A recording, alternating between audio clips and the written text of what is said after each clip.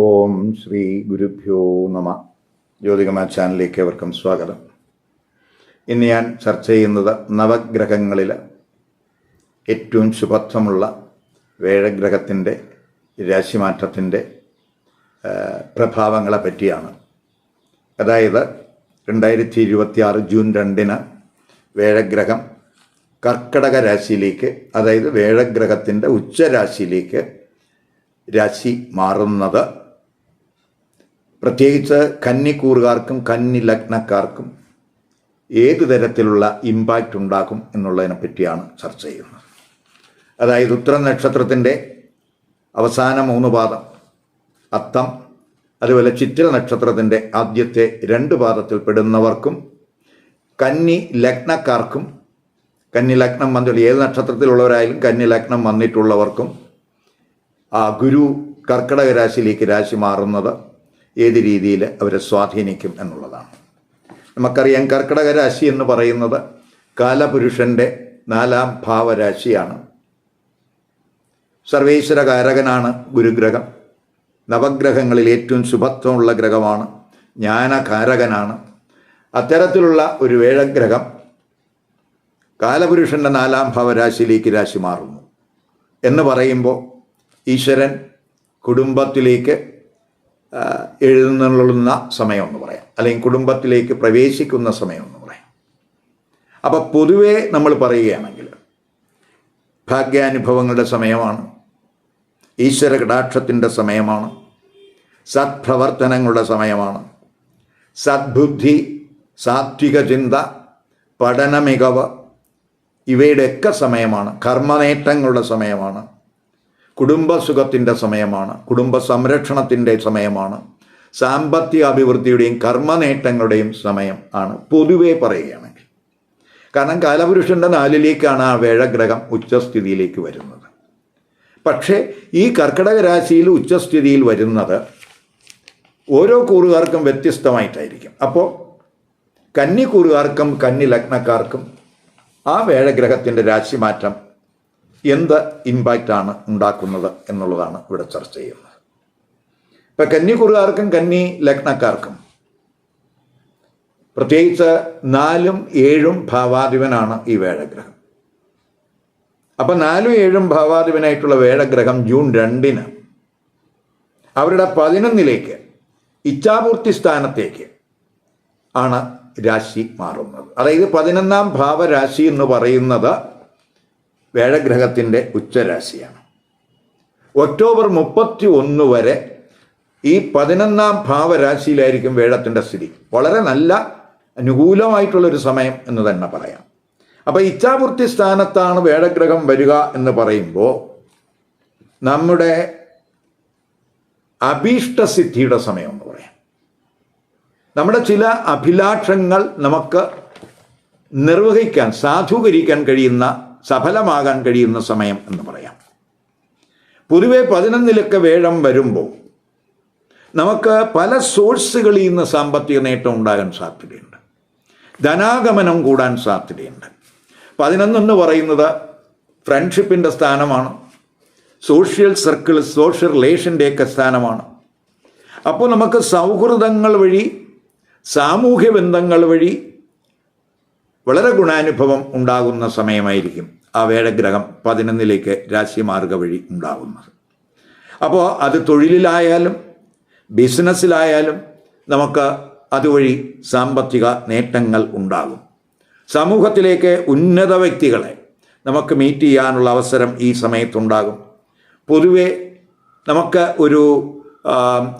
ഒരു പബ്ലിക് റിലേഷൻ്റെ, അല്ലെങ്കിൽ പൊതുജന പ്രീതിയുടെ, അല്ലെങ്കിൽ അംഗീകാരത്തിൻ്റെ, ആദരവിൻ്റെ ഒരു സമയം എന്ന് വേണമെങ്കിൽ പറയാം. അപ്പോൾ നമുക്ക് ഈ റിയൽ എസ്റ്റേറ്റ്, പ്രത്യേകിച്ച് 4ാം ഭാവാധിപനാണ് 11ലേക്ക് വരുന്നത്. അപ്പോൾ റിയൽ എസ്റ്റേറ്റ് ബിസിനസ്സുകാർക്ക് 4ൻ്റെ അഷ്ടമരാശിയാണ് ഈ 11 എന്ന് പറയുന്നത്. അപ്പോൾ അത് റിയൽ എസ്റ്റേറ്റ് ബിസിനസ്സുകാർക്ക് അൺഎക്സ്പെക്റ്റഡ് ആയിട്ടുള്ള ചില നേട്ടങ്ങൾ ആ വേഴത്തിൻ്റെ 11ലെ സ്ഥിതി കൊണ്ടുണ്ടാകാം. 4ാം ഭാവാധിപൻ ആയിട്ടുള്ള ഗുരു 11ലായതുകൊണ്ട് പ്രത്യേകിച്ച് മാതാവിന് എന്തെങ്കിലും നേട്ടങ്ങൾ ഈ സമയത്ത് പ്രതീക്ഷിക്കാം. മാതാവ് വഴി ഈ കൂറുകാർക്ക് എന്തെങ്കിലും ഗുണാനുഭവങ്ങൾ ഉണ്ടാകാം. വസ്തു, വാഹനം ഇവയുടെയൊക്കെ ക്രയവിക്രയം ഒക്കെ തന്നെ ലാഭകരമാകുന്ന സമയം എന്ന് വേണമെങ്കിൽ പറയാം. അതുപോലെ തന്നെ നമുക്ക് കുടുംബത്തിൽ ഒരു പരിവർത്തനത്തിൻ്റെ സമയം എന്ന് വേണമെങ്കിൽ പറയാം. കാരണം 4-ാം ഭാവാധിപൻ ഭാവത്തിൻ്റെ അഷ്ടമത്തിലാണ് വരുന്നത് എന്ന് പറയുമ്പോൾ നമ്മുടെ വീട് പുതുക്കുന്നതിനോ വീട്ടിലെ സുഖസൗകര്യങ്ങൾ മെച്ചപ്പെടുത്തുന്നതിനോ ഒക്കെ ഉള്ള അനുകൂലമായിട്ടുള്ള ഒരു സമയം എന്ന് പറയാം. അപ്പോൾ പൊതുവെ നമുക്ക് ഈ 11 എന്ന് പറയുന്നത് ജ്യേഷ്ഠ സഹോദരൻ്റെ സ്ഥാനവും കൂടിയാണ്. അപ്പോൾ ജ്യേഷ്ഠ സഹോദരങ്ങൾക്ക് എന്തെങ്കിലുമൊക്കെ നേട്ടം ഉണ്ടാകുന്ന സമയമാണ്. അവർ വഴി ഈ കൂറുകാർക്കും എന്തെങ്കിലും നേട്ടം പ്രതീക്ഷിക്കാവുന്ന സമയമാണ്. അതുപോലെ തന്നെ ഗുരു 7-ാം ഭാവാധിപനുമാണ്.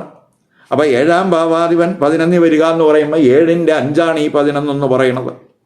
അപ്പോൾ പൊതുവേ അത് പ്രത്യേകിച്ച് ബിസിനസ്സുകാർക്ക് പുരോഗതിയുടെ സമയമായിരിക്കും. അവർക്ക് ബിസിനസ് ഇൻകം, ബിസിനസ് പ്രോഫിറ്റൊക്കെ കൂടാവുന്ന സമയമാണ്. അതുപോലെ തന്നെ ഗുരു പ്രത്യേകിച്ച് ഒരു എക്സ്പാൻഷൻ്റെ ഗ്രഹവും കൂടെയാണ്. അപ്പോൾ 7-ാം ഭാവാധിപൻ 11 വരുമ്പോൾ ബിസിനസ് എക്സ്പാൻഷൻ അനുകൂലമാണ്. പുതിയ ബിസിനസ് തുടങ്ങുന്നതിനും അനുകൂലമെന്ന് പറയാം. അതുപോലെ തന്നെ നമുക്ക് ഈ റിലേഷൻഷിപ്പ്, പ്രത്യേകിച്ച് പാർട്ട്ണർഷിപ്പ് ബിസിനസ്സിൽ പാർട്ട്നേഴ്സ് തമ്മിൽ എന്തെങ്കിലുമൊക്കെ പ്രയാസങ്ങൾ, പ്രത്യേകിച്ച് ഇപ്പോൾ 7-ലൊക്കെ ശനിയുടെ സ്ഥിതി ഉള്ള സമയം കൂടെയാണ്. അപ്പോൾ പാർട്ട്ണർഷിപ്പ് ബിസിനസ്സിൽ എന്തെങ്കിലുമൊക്കെ പ്രശ്നങ്ങളുണ്ടെങ്കിൽ ആ പ്രശ്നങ്ങളൊക്കെ പരിഹരിച്ച് നമുക്കതിൽ നിന്ന് ഗുണാനുഭവം ഉണ്ടാകുന്ന സമയവും കൂടെ ആണ്. അതുപോലെ തന്നെ നമ്മുടെ റിലേഷൻഷിപ്പ്, പ്രത്യേകിച്ച് ജീവിത പങ്കാളിയുമായിട്ടുള്ള ആ റിലേഷൻഷിപ്പിൽ എന്തെങ്കിലുമൊക്കെ പ്രശ്നങ്ങളുണ്ടെങ്കിൽ ആ പ്രശ്നങ്ങൾ നമുക്ക് ചർച്ചയിലൂടെ പരിഹരിക്കാൻ കഴിയുന്ന സമയമാണ്. പൊതുവെ നമുക്ക് ആ റിലേഷൻഷിപ്പൊക്കെ മെച്ചപ്പെടുത്താവുന്ന സമയമാണ്. പൊതുവെ പബ്ലിക് റിലേഷൻ മെച്ചപ്പെടാവുന്ന സമയമാണ്. വിവാഹ ആലോചനകൾക്ക് എന്തെങ്കിലുമൊക്കെ തടസ്സങ്ങൾ വന്നിട്ടുണ്ടെങ്കിൽ അവയൊക്കെ മാറും. ജീവിത പങ്കാളി, അതുപോലെ സന്താനങ്ങൾ, ഇവരോടൊപ്പം തന്നെ സന്തോഷ അനുഭവങ്ങൾ ആസ്വദിക്കാൻ കഴിയുന്ന സമയമാണ്. പുതിയ സൗഹൃദങ്ങൾ, സാമൂഹ്യ ബന്ധങ്ങൾ ഒക്കെ തന്നെ ഈ 11-ലെ ആ ഗുരുവിൻ്റെ ഉച്ചസ്ഥിതി കൊണ്ട് ഈ കൂറുകാർക്കുണ്ടാകാം. പൊതുവെ അഭീഷ്ട കാര്യങ്ങൾ നേടിയെടുക്കുന്നതിന് അനുകൂല സമയം എന്ന് പറയാം. നമ്മൾ ഗുരു 11 വന്ന ഒരവസ്ഥയാണ് ഇവിടെ പറഞ്ഞത്. ആ 11 നിൽക്കുന്ന ഗുരു 3 രാശികളിൽ ദൃഷ്ടി ചെയ്യുന്നുണ്ട്. അതിൽ ഗുരു 3-ൽ ദൃഷ്ടി ചെയ്യുന്നു എന്ന് പറയുമ്പോൾ എന്ത് കാര്യങ്ങൾ തുടങ്ങുന്നതിനും ഉള്ള ഒരു ധൈര്യം, വീര്യം ഒക്കെ തന്നെ ഈ സമയത്തുണ്ടാകും. എന്ത് റിസ്ക് എടുക്കുന്നതിനുമുള്ള ഒരു സന്നദ്ധത ഈ കൂറുകാർക്ക് ഈ സമയത്ത് ഉണ്ടാകും. പ്രത്യേകിച്ച് ആ 3-ലൊക്കെ ഗുരുവിൻ്റെ ദൃഷ്ടി വരുമ്പോൾ കമ്മ്യൂണിക്കേഷനൊക്കെ വളരെ ഇമ്പ്രസീവ് ആകുന്ന സമയമാണ്. തത്വാധിഷ്ഠിതമായിട്ടൊക്കെ സംസാരിക്കുന്ന സമയമായിരിക്കും. അതൊക്കെ പ്രത്യേകിച്ച് ആ സുഹൃത്ത് വലയങ്ങളൊക്കെ വിപുലമാക്കുന്നതിനും സാമൂഹ്യ ബന്ധങ്ങളൊക്കെ വിപുലമാകുന്നതിനും സഹായകമാകും. എല്ലാ കാര്യത്തിലും നമുക്ക് ശുഭാപ്തി വിശ്വാസം ഉണ്ടാകും. സഹോദരങ്ങളുമായിട്ടുള്ള കമ്മ്യൂണിക്കേഷനൊക്കെ വളരെ ഇമ്പ്രൂവ് ചെയ്യുന്ന സമയമാണ്. അവരുമായിട്ടുള്ള ബന്ധമൊക്കെ ദൃഢമാകും. അതുപോലെ തന്നെ നമുക്ക് സഹോദരങ്ങളുമായിട്ട് എന്തെങ്കിലുമൊക്കെ പ്രശ്നങ്ങളുണ്ടെങ്കിൽ അവയൊക്കെ പരിഹരിക്കപ്പെടുന്ന സമയം കൂടെയാണ്. പൊതുവേ നമുക്ക് അവരിൽ നിന്നൊക്കെ എന്തെങ്കിലുമൊക്കെ സഹായം കിട്ടാവുന്ന സമയം കൂടെയാണെന്ന് നമ്മുടെ മനസ്സിലാക്കുക. പൊതുവെ നമ്മുടെ മനസ്സിലുള്ള ആശയങ്ങൾ പ്രത്യേകിച്ച് അത് പ്രായോഗിക തലത്തിൽ കൊണ്ടുവരുന്നതിനും അനുകൂലമായിട്ടുള്ളൊരു സമയമായി കാണുന്നുണ്ട്. പുതിയ പുതിയ കാര്യങ്ങൾ അറിയുന്നതിനും പഠിക്കുന്നതിനുമൊക്കെയുള്ളൊരു ശ്രമം ഈ സമയത്ത് ഉണ്ടാകും. അതുപോലെ നമ്മൾ എന്തെങ്കിലും പ്രബന്ധങ്ങളൊക്കെ അവതരിപ്പിക്കുന്നതിനും അതിനു വേണ്ടിയുള്ള ഒരു ശ്രമം, അങ്ങനെയൊക്കെയുള്ള ആ പ്രബന്ധങ്ങൾ അവതരിപ്പിക്കുന്നതിനൊക്കെ അനുകൂല സമയമായിട്ട് കാണുന്നുണ്ട്. അത് നല്ല രീതിയിലൊക്കെ പ്രസൻറ്റ് ചെയ്ത് പൊതുവെ മറ്റുള്ളവരെ ബോധ്യപ്പെടുത്തുന്നതിനുള്ളൊരു കഴിവൊക്കെ ഈ സമയത്ത് ഈ കൂറുകാർക്ക് ഉണ്ടാകും. അതുപോലെ തന്നെ നമ്മുടെ ചുറ്റുപാട്, നമ്മുടെ അയൽവക്കക്കാരുമായിട്ടുള്ള ബന്ധമൊക്കെ ഇമ്പ്രൂവ് ചെയ്യാവുന്ന സമയം കൂടെയാണ്. എന്തെങ്കിലും പ്രശ്നങ്ങൾ ഇപ്പോൾ ഉണ്ടെങ്കിൽ ആ പ്രശ്നങ്ങളൊക്കെ പരിഹരിച്ച് പോകും. അങ്ങനെ അവരുമായിട്ടുള്ളൊരു സൗഹാർദ്ദം അന്തരീക്ഷം അവിടെ ഉണ്ടാകുന്ന സമയമാണ്. അതുപോലെ തന്നെ ചില മേഖലയിൽ, പ്രത്യേകിച്ച് TV, അതുപോലെ മീഡിയ പ്രവർത്തകർ, ഡിജിറ്റൽ റിലേറ്റഡ് ആയിട്ടുള്ള വർക്ക് ചെയ്യുന്നവർ, അതുപോലെ മാർക്കറ്റിംഗ് റിലേറ്റഡ് ആയിട്ടുള്ള വർക്ക് ചെയ്യുന്നവർ, അതുപോലെ പുസ്തക പ്രസാധകർ, പ്രഭാഷകർ, മോട്ടിവേഷൻ സ്പീക്കേഴ്സ്, മ്യൂസീഷ്യൻസ്, ഇവർക്കൊക്കെ തന്നെ ആ ഗുരുവിൻ്റെ ആ മൂന്നില ദൃഷ്ടി വളരെ ഗുണാനുഭവങ്ങൾ ഉണ്ടാക്കും. ഗുരു കർക്കിടക രാശി നിന്നിട്ട് 11 നിന്നിട്ട് ഈ കൂറുകാരുടെ 5-ാം ഭാവരാശിയിലേക്ക് ദൃഷ്ടി ചെയ്യുന്നുണ്ട്. അത് പ്രത്യേകിച്ച് ബൗദ്ധിക തലത്തിൽ ഗുണാനുഭവങ്ങൾ ഉണ്ടാക്കും, ക്രിയേറ്റീവ് തലത്തിൽ തിളങ്ങും, പഠനത്തിൽ ശോഭിക്കും, സന്താനങ്ങളുമായിട്ടുള്ള റിലേഷൻഷിപ്പൊക്കെ മെച്ചപ്പെടും, സ്പെക്കുലേറ്റീവ് ബിസിനസ്സിൽ ഒക്കെ നമുക്ക് വിജയം പ്രതീക്ഷിക്കാവുന്ന സമയമാണ്. പക്ഷേ നമ്മൾ മനസ്സിലാക്കണം, ആ 5 എന്ന് പറയുന്നത് മകരരാശിയാണ്. മകരരാശി ഗുരുവിൻ്റെ നീചരാശിയാണ്. അപ്പോൾ ആ ഗുരുവിൻ്റെ ദൃഷ്ടി എന്ന് പറയുന്നത് നീചദൃഷ്ടിയായിട്ട് കാണണം. അപ്പം 5-ാം ഭാവ സംബന്ധമായ കാര്യങ്ങളിൽ നമ്മൾ എന്തെങ്കിലും തീരുമാനമെടുക്കുമ്പോൾ അല്പം കെയർ കൊടുക്കും. ഇപ്പോൾ സ്പെക്കുലേറ്റീവ് ബിസിനസ്സിൽ നമ്മൾ പോവുകയാണെങ്കിലും അല്പം കെയർ നമുക്കവിടെ വേണം. അതായത് എടുത്തു ചാടിയുള്ള ഒരു ഇൻവെസ്റ്റ്മെൻ്റ് അല്ല, അല്പം ചിന്തിച്ച് ആലോചിച്ച് നമുക്ക് മുടക്കി കഴിഞ്ഞാൽ തീർച്ചയായിട്ടും അത് ഗുണാനുഭവം ഉണ്ടാകും. അപ്പോൾ ആത്മീയ കാര്യങ്ങളിലൊക്കെ ഫോക്കസ് കൂട്ടുക. അതൊക്കെ നല്ല തീരുമാനങ്ങൾ എടുക്കാൻ നമുക്ക് സഹായകമാകും. അതൊക്കെ പഠനത്തിനും ഗുണാനുഭവം ഉണ്ടാക്കും എന്ന് തന്നെ പറയാം. ഒരു കെയർ നമുക്ക് 5-ാം ഭാവ സംബന്ധമായ കാര്യങ്ങൾക്ക് വേണം. കാരണം 5-ലെ ആ ഗുരുവിൻ്റെ ദൃഷ്ടി നീചദൃഷ്ടിയാണ്. ഇനി ഗുരു 7-ാം ഭാവാധിപനും കൂടിയാണ്. ആ 7-ാം ഭാവാധിപനായിട്ടുള്ള ഗുരുവാണ് 11-ൽ ഉച്ചസ്ഥിതനായിട്ട് നിൽക്കുന്നത്. 11 നിന്ന് ആ ഗുരു 7-ലേക്ക് തന്നെ ദൃഷ്ടി ചെയ്യുന്നു. അപ്പോൾ 7-ാം ഭാവാധിപൻ 7-ൽ ദൃഷ്ടി ചെയ്യുന്ന സമയം. 7-ൽ ഇപ്പോൾ ശനി നിൽക്കുകയാണ്. അപ്പോൾ ആ ശനി 7-ലെ സ്ഥിതി കൊണ്ട് നമുക്കെന്തെങ്കിലും ബുദ്ധിമുട്ട് ഇപ്പം വന്നിട്ടുണ്ടെങ്കിൽ, അല്ലെങ്കിൽ ശനിയുടെ ആ ബാഡ് ഇഫക്റ്റുകൾ നമുക്ക് ഇല്ലാതാക്കാൻ 7-ാം ഭാവാധിപനായിട്ടുള്ള ഗുരു 7-ലേക്ക് ദൃഷ്ടി ചെയ്യുന്നത് നമുക്ക് ഗുണാനുഭവം ഉണ്ടാക്കും.